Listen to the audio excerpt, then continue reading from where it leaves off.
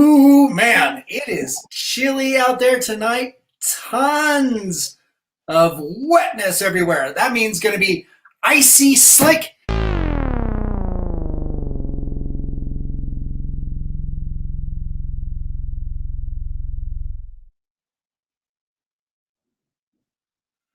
But of course, I've got my coffee right here.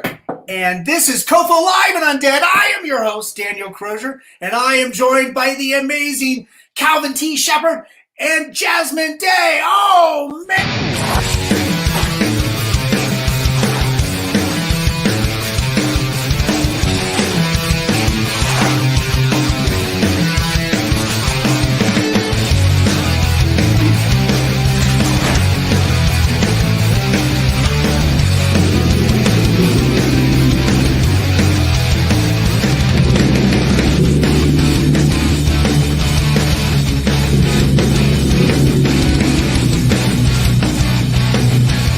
You write something on my face.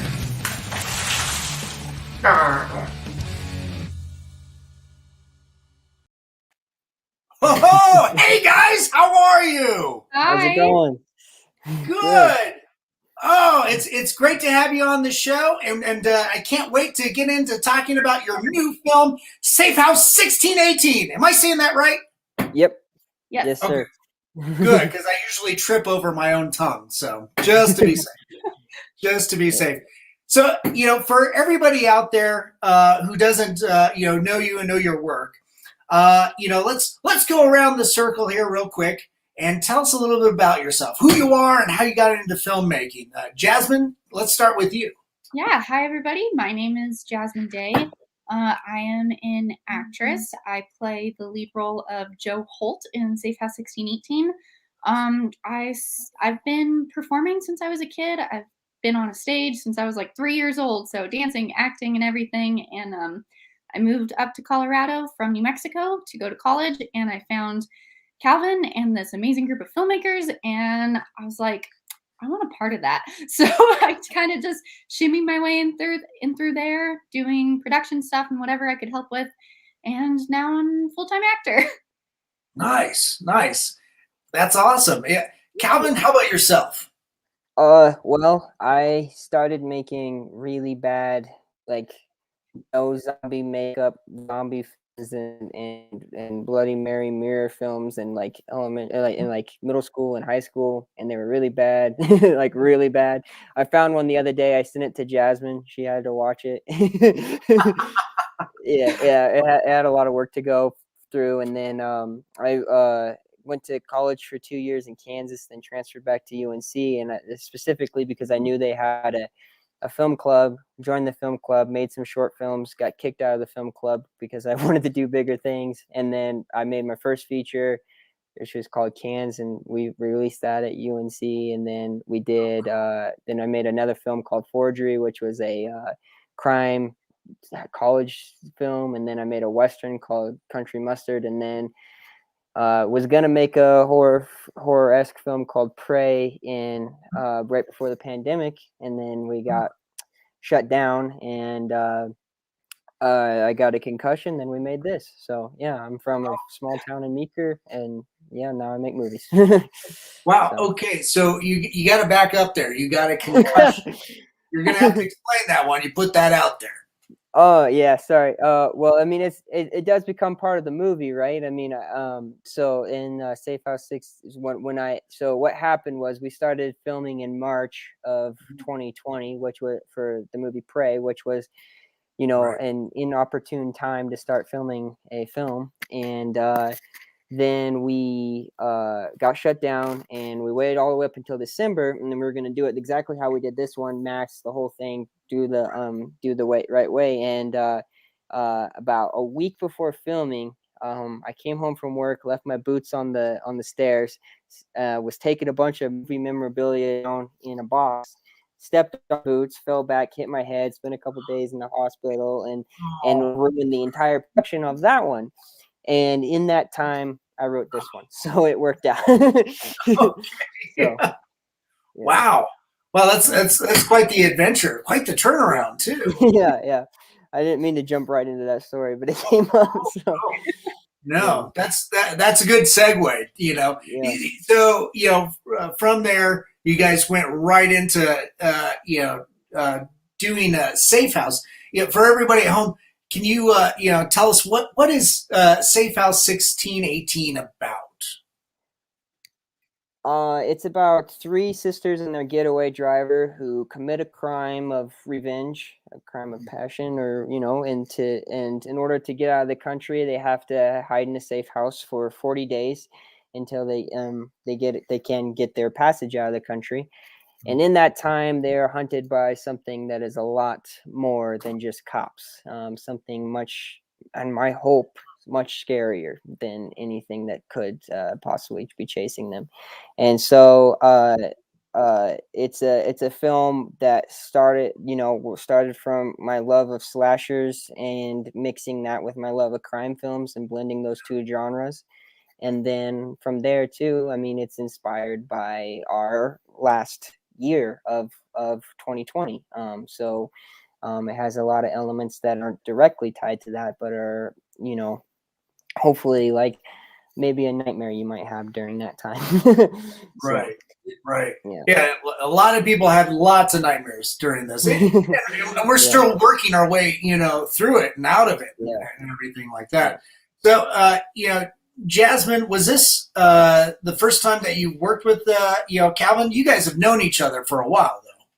Yes. This was at least for features, if we're counting the one that we never got to finish. This is the third feature that I've worked on with Calvin. So I had met him, kind of a funny story. I had met him during the Western movie that we were filming, and he had already casted all of the parts. And I was like, oh, but I still, want to be involved. Right. And he was saying, we haven't found a costume designer and makeup artist yet. Do you know how to do that? And I'm like, yeah, for sure I do. So, I go home and I'm like searching everything and how to do special effects, makeup, and all of that. So kind of lied my way into helping. But, I just love working with Calvin and our cinematographer, Eli, and just everybody on the crew. And I just can't get enough of it. So this is by far my favorite feature film that we've worked on together, for sure. That's cool. The both of you, do you have like a real special fondness for the genre? Like, Calvin, you mentioned that you really like slashers. Is that the same for you, Jasmine? Or oh, absolutely. Especially from an acting perspective, I think that a slasher or any sort of horror movie, it is the most exciting thing to act in as well, because you're watching a horror movie and you think like, oh, I wonder how it was for that actor covered in the fake blood and it looks outside and it's like scary, and it absolutely is all of those things. But doing it with your friends and the people you love to work with, it makes it that much more fun when you're drenched in fake blood and it's outside and you're cold, and it's just like a rush of, it's nothing else for any genre. So especially from an acting standpoint, right, those are so much fun to be in. Nice. That's so cool. The when you sent over the artwork and stuff, Calvin, this promo for your screening, it's absolutely striking. Thank you. Yeah, very. Yeah, obviously, it has a lot of nods to 1980s slashers for obvious reasons, but yeah, it really it really grabs you. Is this something that's very conscious when you're designing not only the artwork and stuff and the promotionals, but also like when you think about how you put together your film too? Yeah, I mean, from the very beginning, I mean, what I wanted to do with this film was mix the slasher genre and the horror genre, in the sense that, like, in a crime film, horror genre is slasher, crime genre in the slasher genre, in a crime film, if you're on the run, you know, what in every movie, if you contact your family or, you know, the person you care about, or, you know, person you're attracted to, that's how you get caught. If you have sex in a slasher film, that's how you get killed. So I blended those two ideas, and from there, you know, I got to have a lot of fun with the themes. I mean, the hockey mask thing, it opens from the beginning, and the hockey masks are not the horror element, you know, but in the same sense, you know, I get to put, you know, put the red marks on hers, and say, you know, like, okay, that's a little bit like, you know, Jason and that stuff. But also, you know, it goes back to Heat as well. And I love the opening of Heat when they're in the, and, you know, so I get to play with that and blend with both of them. And, you know, when I drew my, like, not, I don't draw storyboards, but I kind of draw like the stuff I want to see and stuff. And I sent a picture over to Emma, and all three girls had the red triangle like that.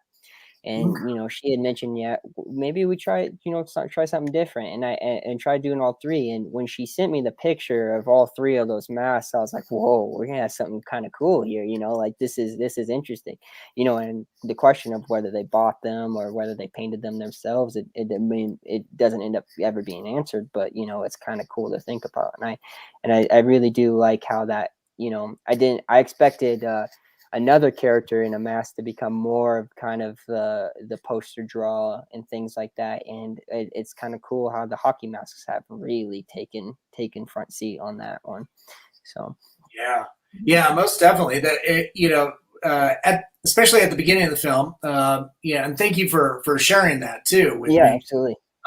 Yeah, the cinematography is really quite striking. You get the wonderful sense of like land. I think that's later in the film. But you get that wonderful sense of the landscape, and, you know, very Colorado, open plains. You know, yeah. At first, I was like, oh, this is going to be, you know, kind of a road movie of sorts. You know, a getaway and everything.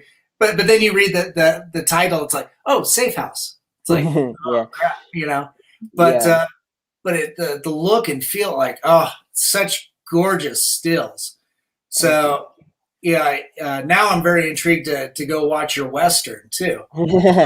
Well, and I work with my cinematographer. His name is Eli Solt, and him, you know, between him and Jasmine, you know, he is my closest collaborator, and I met him at UNC as well as, you know, a lot of other people. And I remember when he came into class, like we had a film production class, and he came in and he just everything, nothing else matched what he could do. I mean, that what he is magic. He really is. And him and I have worked together. And you mentioned the Western, and, you know, we get a little better with every film.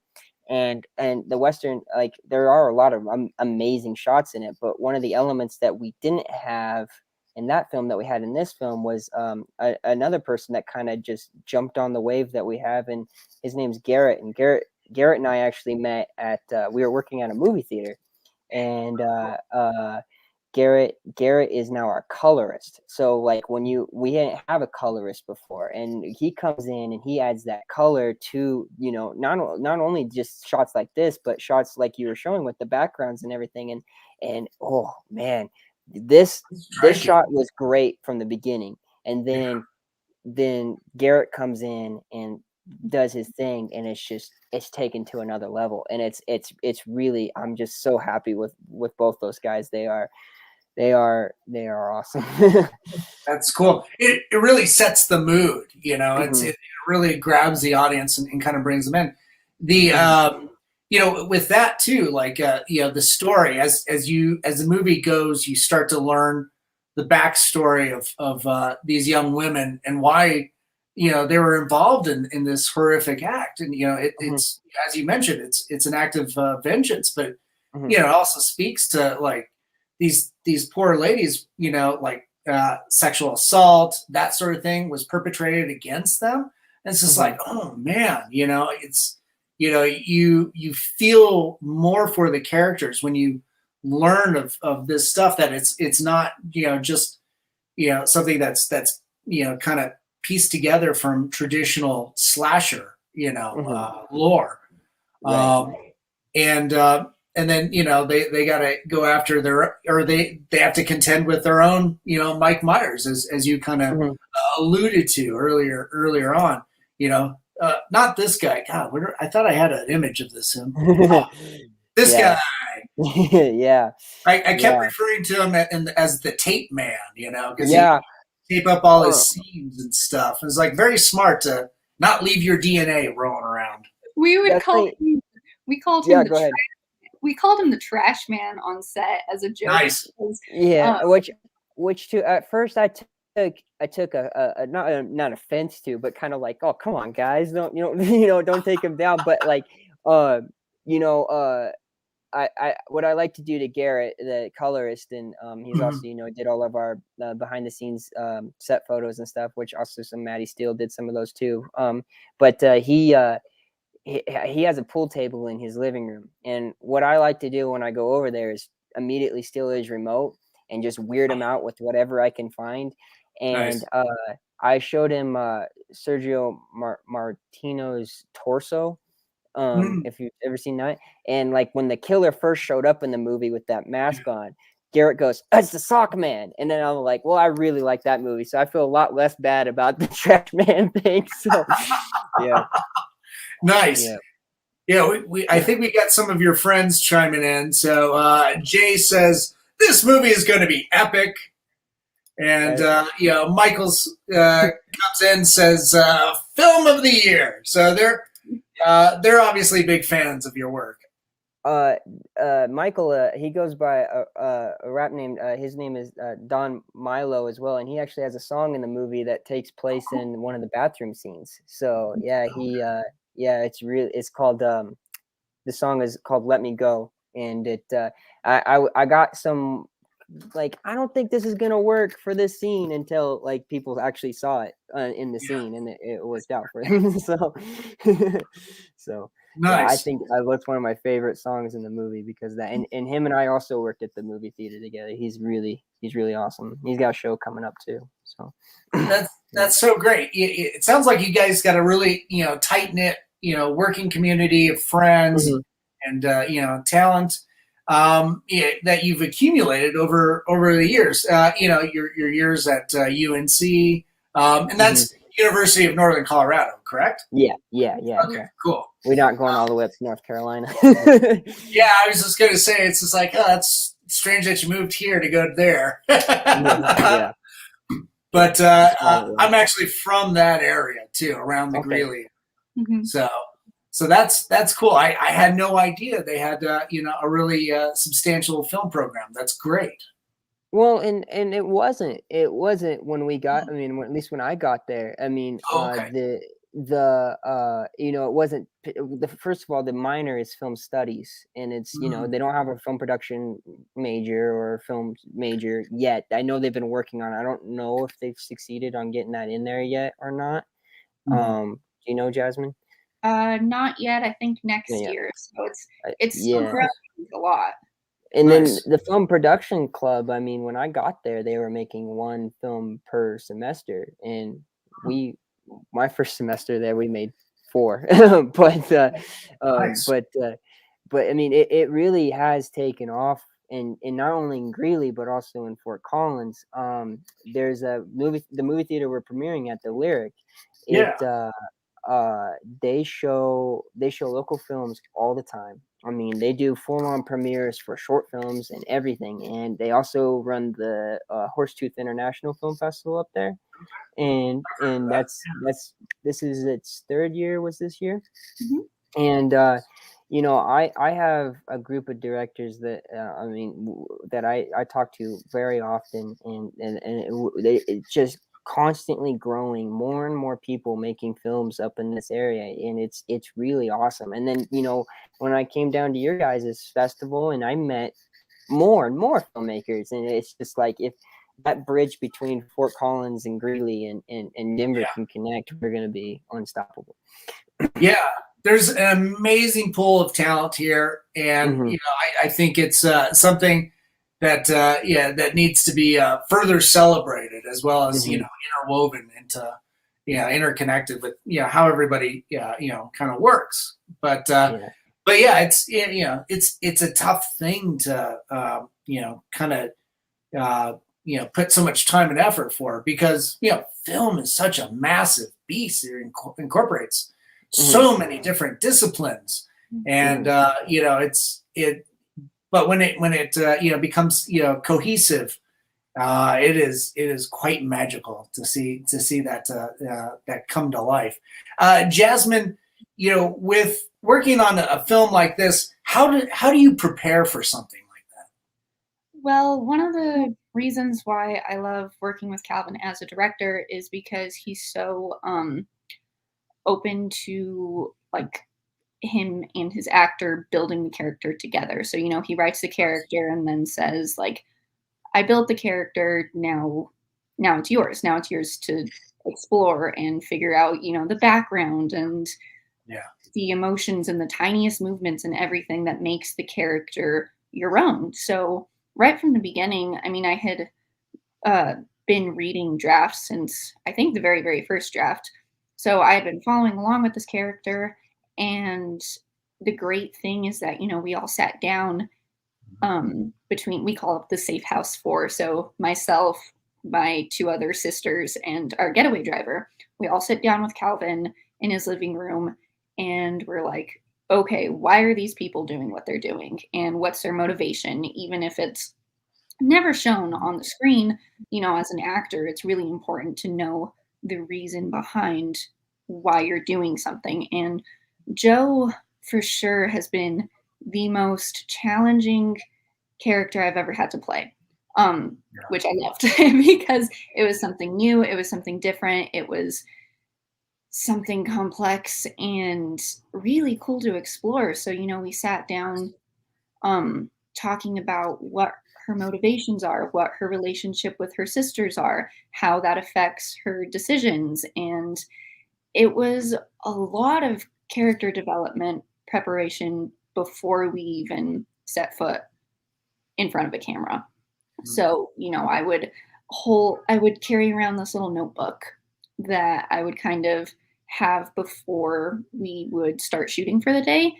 And I would tell everybody to leave me alone, and I would put in my headphones this playlist I had that I really like working with music for sort of to get into character. So I would stick in my headphones, go into the corner, and tell everybody not to talk to me for like 30 minutes. So I would be writing in this notebook from the perspective of Joe, and she's extremely paranoid throughout the entire film, and she keeps getting more and more paranoid, and she can't sleep, and she has the bags under her eyes that by the end of shooting were absolutely real bags under my eyes. That was not any makeup. But I would try to get into character by writing, like I would sit by the window upstairs that acted as Joe and Jamie's bedroom. I would sit out by the window and I would open it and write down, okay, there's a white truck passing by and it's noon. And then I'd open it again, and now there's a lady walking by and it's like 12:05. And I would just have these lists of things that were going on outside.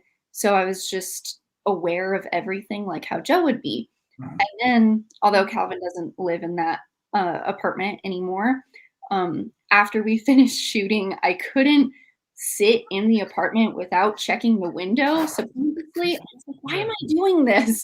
But it's, you shoot in there and you stay in there for 2 weeks. And I was genuinely paranoid by the end, and clocking in everything that was going around. And it's crazy how much, your body kind of believes that you're actually in this dangerous situation. So it's that weird blurred line for actors when you're so into it that you have to kind of trick yourself to just to remind yourself that that's actually not real and that's not happening. But we get so into it, and my co-stars are phenomenal, and we would just be so much in character that we would have to just kind of do something really dumb or like sing songs or whatever just to start laughing and getting out of character again.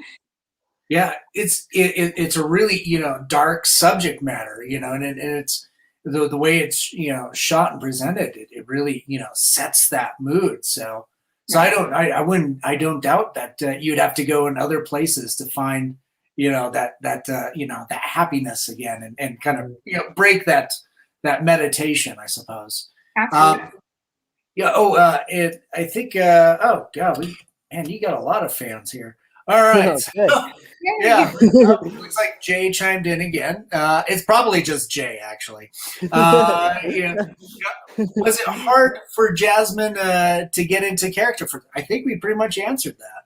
Yeah. So Ian says, hello, everybody. And back to Jay. Getting some real Heath Ledger vibes here. Wow. Yeah. That's so high I praise. think that's a compliment, right? Yeah. Compliment. Yeah. So, it sounds like with the subject matter really sets the tone and the stage. Do you think in terms of getting into character, was that very similar for the other actors on set, or was that just your experience, Jasmine? I think it was pretty similar for all of us. We had kind of sat down and talked about the sister dynamic that we had, and Madison Card, who plays my older sister, Lee. I had worked with her on a couple things before, and I knew her fairly well. Of course, we're all a lot closer now after we finished the movie, but I knew her fairly well, and it was great to have that dynamic because both of us jumped in.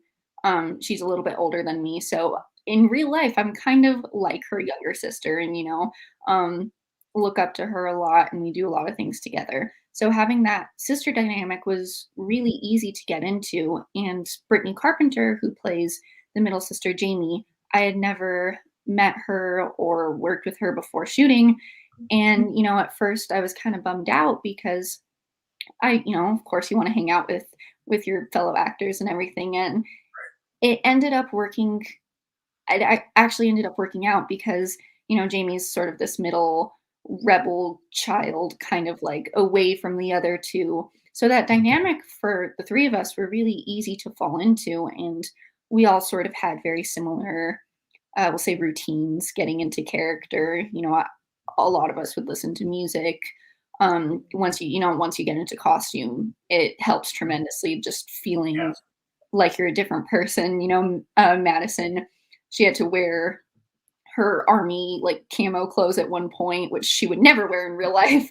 And it's just the visual aspect of wearing something different and acting like something completely different than you are in real life. Once you get into that headspace, then I think, at least for the three of us, as well as Jesse, who plays our getaway driver, Craig, I think once we all sort of supported each other and helped each other into getting to those routines, it was easier and easier to get into character. Nice. That's really cool. To hear. Calvin,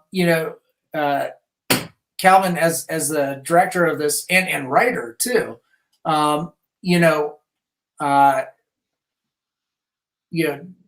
doing writing out the script and everything, and directing the cast through.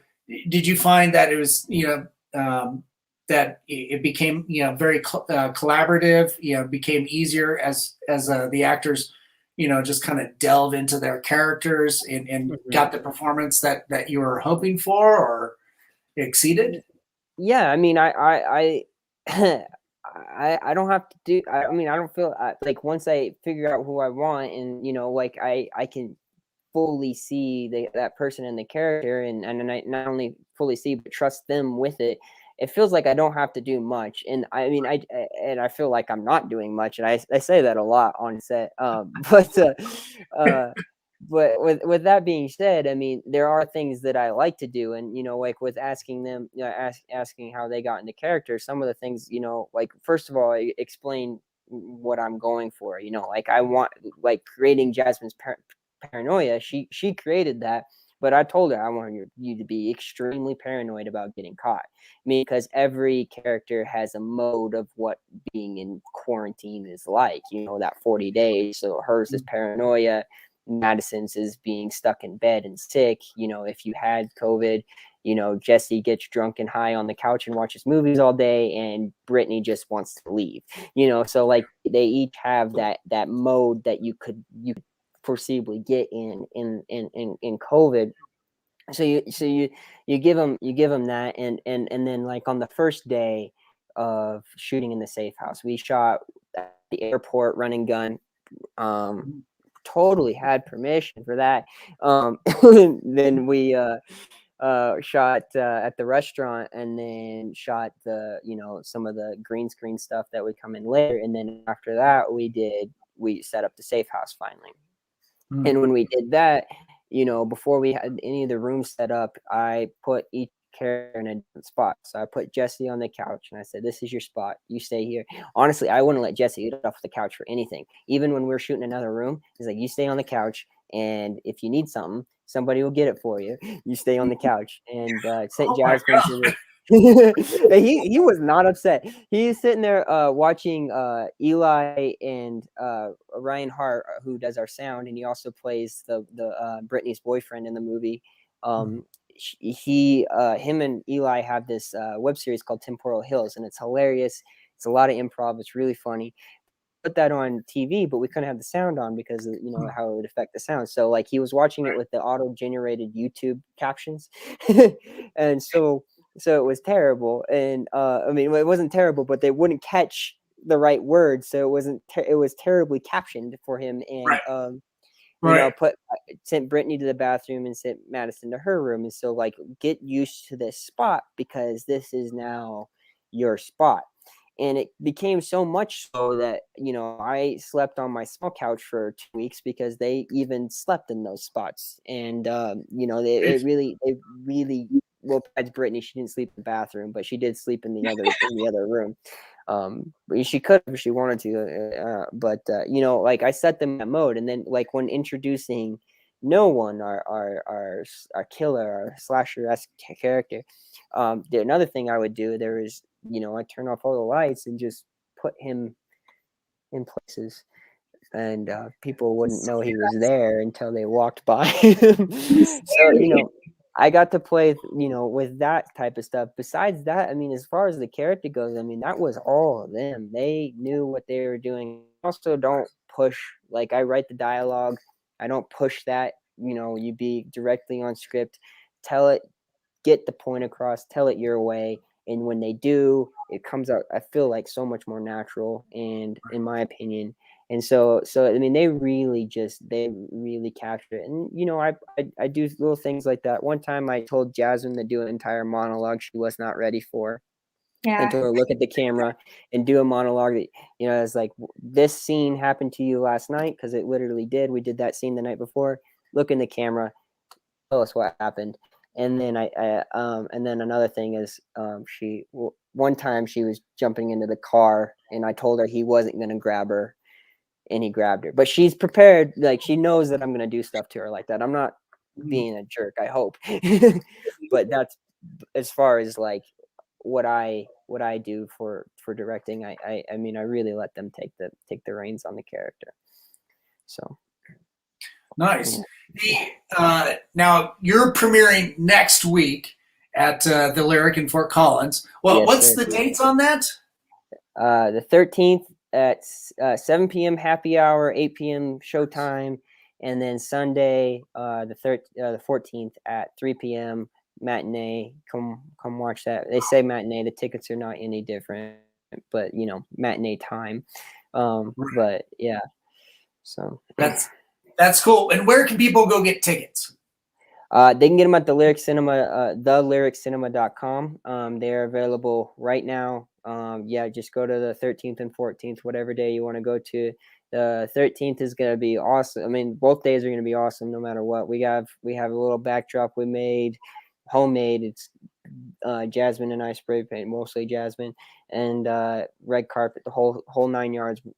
The cast and crew, everyone's going to be there. We're going to be dressed up, the whole thing. So it's going to be fun. So excellent. That sounds like such a fun time.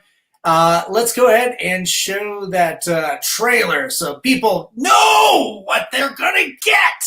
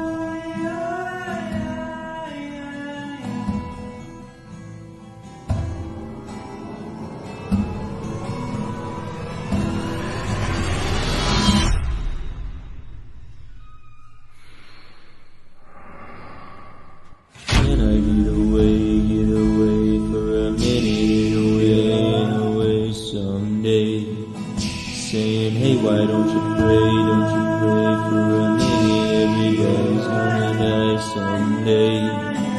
Feeling high up in the clouds and the sky so radiant, one with the night and apart from the day.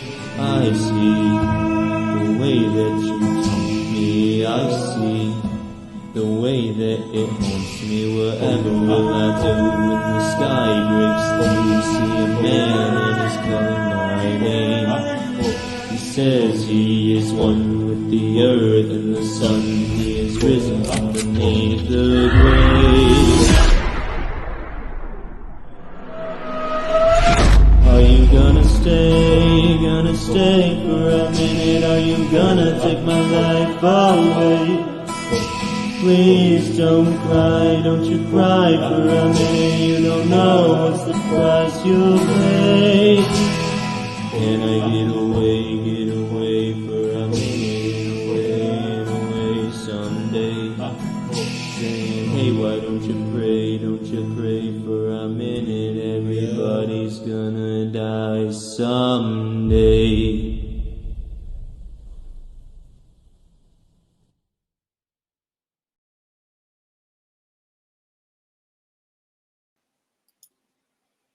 Wow, that is pretty fantastic. Thank you. Thank you so much. That's cool. So yeah, I can't wait to for you guys to have that experience of people going to see your film, with an audience, especially after all this COVID stuff. But just that old feeling of sharing that experience with groups of people that you don't know, all focus on this piece of art that's plastered upon the big screen. I find that experience just so joyous. I can't imagine what it's like to be the filmmakers, anticipating that experience. It's a lot of anticipation, but then I get all pacey and nervous and shaky once the movie's on. So, yeah. Nice. So. Yeah, it's I'm sure. Calvin, you've said that you've done a number of other feature films. Mm-hmm. Is that experience kind of the same, or does does things kind of balance out the more you do them, and it's like see what the response is, or or do you just completely not watch it with an audience? I do not sit in the crowd. I stand in the hallway, but where I can still see the movie and still peek my head in and look every now and then, because I can't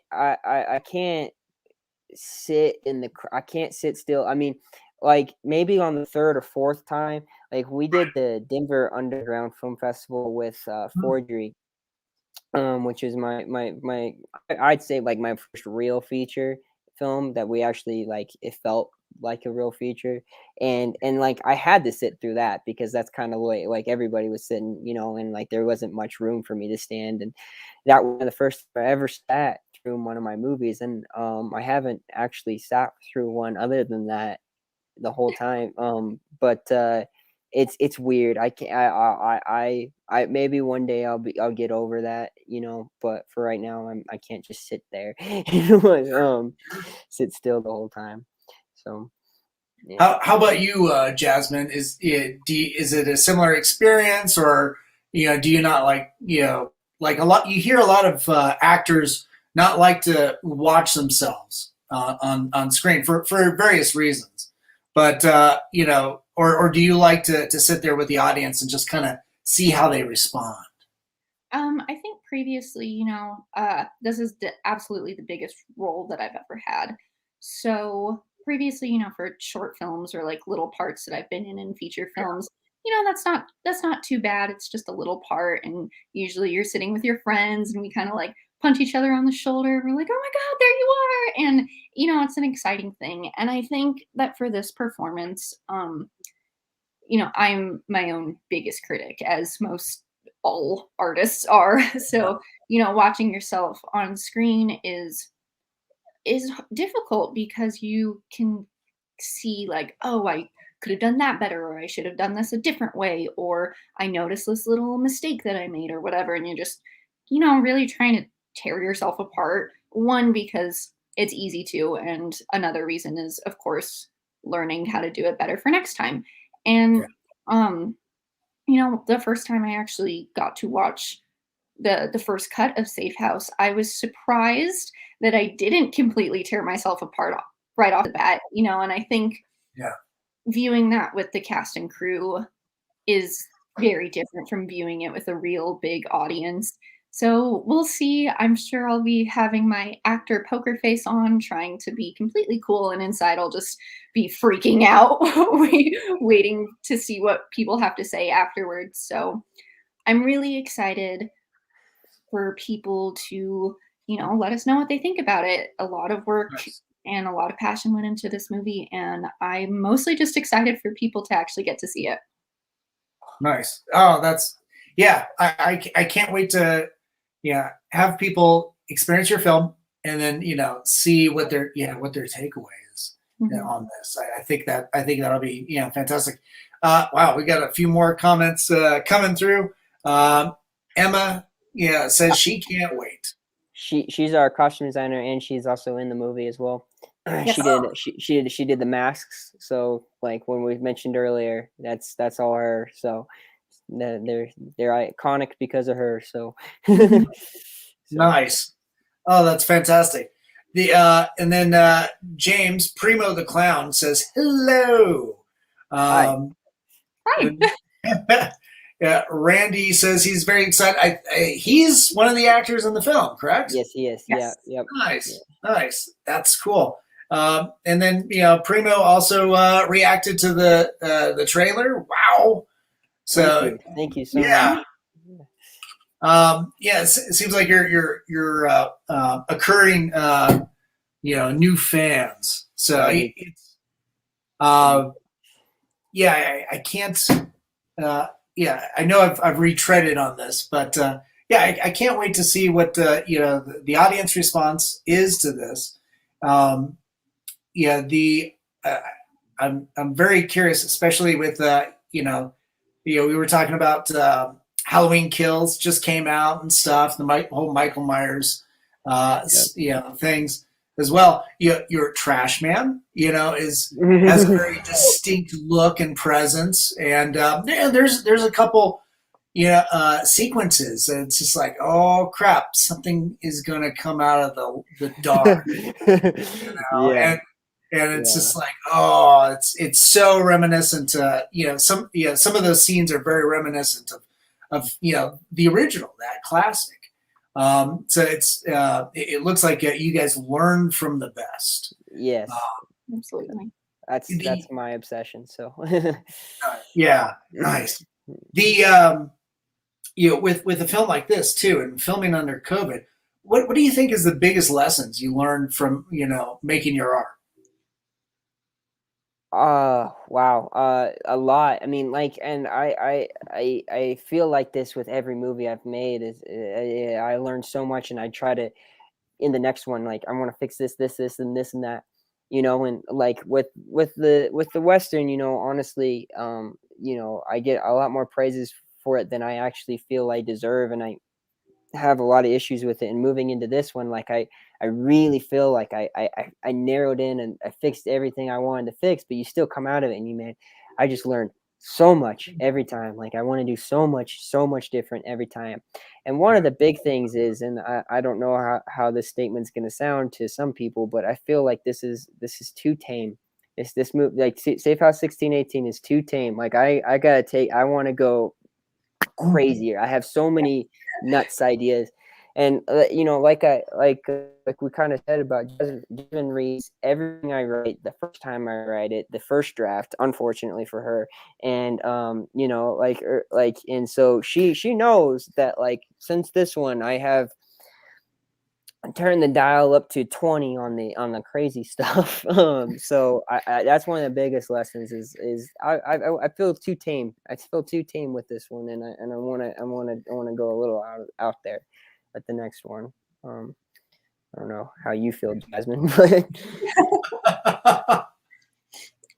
I I mean, you know what? We did some pretty crazy stuff for SafeHouse, and you know, whatever's up on the block next, I'm ready to go. Nice, nice.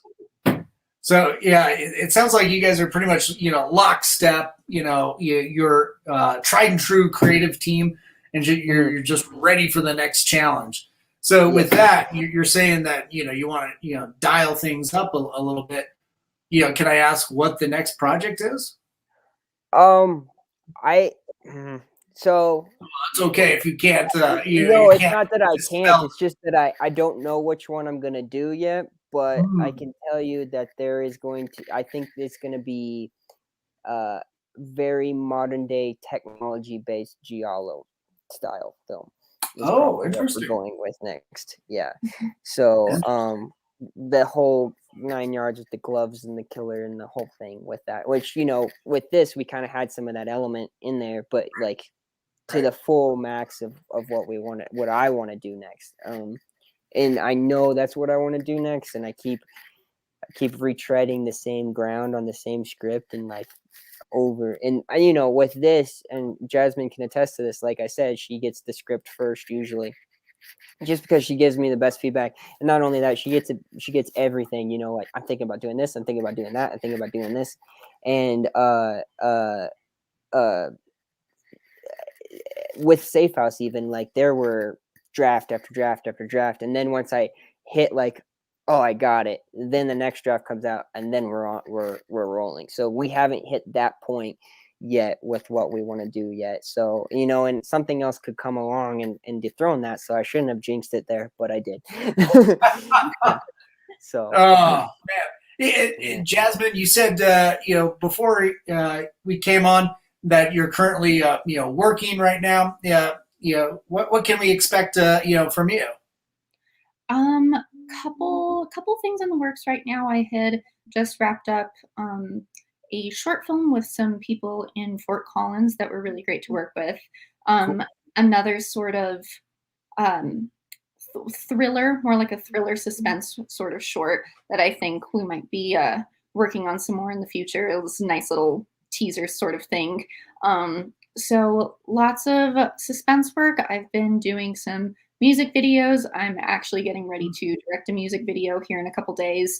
Cool. So as far as acting, I don't, of course, you know, I have my favorite genres, mainly being horror, but I don't like to limit myself to a specific genre, you know, when I can, because I think it always makes you that much of a stronger actor, you know, if you have, I mean, I don't particularly like rom-coms, but you know, if I was presented with a good role, you know, you have to widen your just your chops as an actor. So couple short films, couple music videos, couple possibly feature in the works, and then our costume designer Emma, who we had seen her name pop up earlier, she is directing a feature film called Centerpiece that we're shooting next spring, starring myself and Jesse Davis, the actor that plays our getaway driver Craig.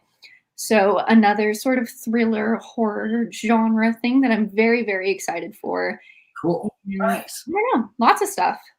Nice. Wow, you guys are absolutely busy, and you find the time to collaborate with each other. I love it. That's so cool. Yeah. Looks like Primo here is suggesting that you know, you get some actors from some haunted houses and make a horror movie. yeah, hit us up. I mean, that's what I love. I love it when actors, you know, like, come to us and say, like, we want to be in stuff, because I'm very much that way. It's like, I just want to do things, and like, so like when they come, I mean, Jasmine, that's what she did. I mean, like, Right. I've heard, you know, I've heard from Jazz. I mean, her and I have been friends for a long time. I've been, and you know, been in each other's lives for a long time. And she always says, you know, I can act like crazy. Somebody just gotta give me a chance. And I, despite myself, I never did. And then she read this script, and she came to me and said, Jasmine, you said, Well, I said that part, Joe, right there. That's so I don't think at that point I was just tired of waiting. I think at that point I was just you know what? He's the director, and unfortunately, I don't care what he says because I know that role. That one's mine. And as Nice. soon as she said it, it was right. So I mean, yeah, I mean, if you want to be involved, just hit us up. We'll figure it out. So we'll keep you in mind. So That's cool. James says, he's an evil clown. So there you if you ever go. want to do a clown movie, I guess you can't have enough. There's really one season of American Horror Story and Killer Clowns from Outer Space. That's the ones those are my go-tos. Mm-hmm. Or the Terrifier. That's creepy as hell. Yeah. Well, and honestly, how we got to Colorado Festival of Horror, I'm wearing the T-shirt. Is that there's a video rental store up in and he was the one who got us in there, and he's awesome. And when I need to come up with something, I go in there and he gives me a stack. I mean, when I lived over there, I'm not in town right now, but I mean, I was renting 6 movies from him a week. One of them was Stitches, which was about clowns, and that was cool. And it's just fun, man. You get so many different genres and so many different clowns. Like, you don't have to go back to your go-tos all the time. You can see some not so clown movies. Right. Very much so. Yeah. Jeff at Gorehound Playhouse is amazing. The guy is such a good guy. Such a good guy. And we did a small screening there too, which was really fun to do. Because he's got that screening room in there, and it's so or awesome. SafeHouse. Yeah, we showed it. Yeah, we showed it in there. It was cool. Nice, that's awesome. That's so cool. Guys, it was so great having you on the show and being able to talk to you and learn more about the film.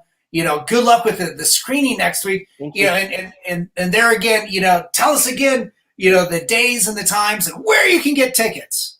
Yeah, it's November 13th at 7 p.m. is the happy hour beforehand. Come meet us. Come talk to us. We'd love to meet you. Mostly everybody else, I might be in headphones and in the corner shaking like a crazy kid. But I'll talk to you afterwards, most likely. And then the movie starts at 8 p.m. So you got plenty of time to get there. And then on Sunday, November 13th, at 3 p.m. November 14th at 3 p.m. Yeah, if you ship on the 13th at 3 p.m., you're just gonna have to wait a little bit, but we'll probably actually be there setting things up. But then you can get tickets at thelyriccinema.com. They're on there. Just go to the dates, grab your tickets, get them now. I mean, please, get your tickets.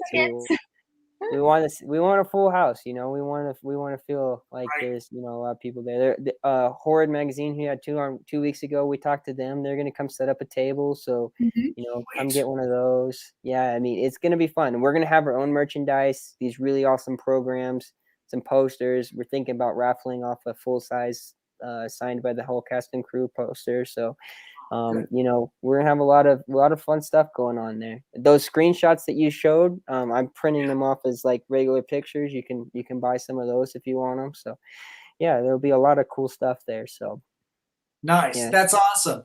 So everybody out there, after this show, you go to thelyriccinema.com and get your damn tickets now. Support local filmmakers.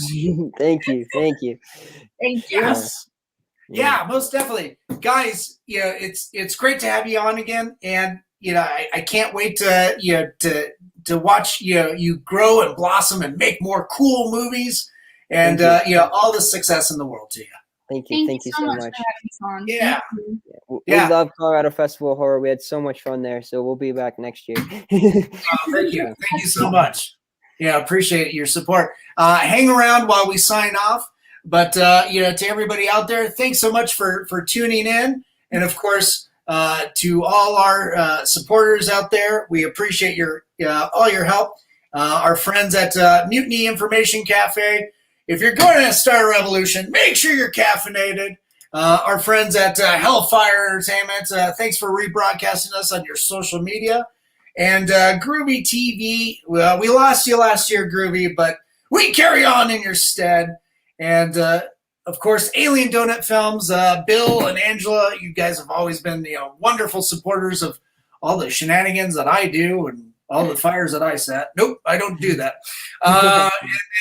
Of course, my producers, Stephen Santa Cruz and Amanda Armstrong. Thanks for all your help. And guys, everybody tuned in out there. Thanks so much.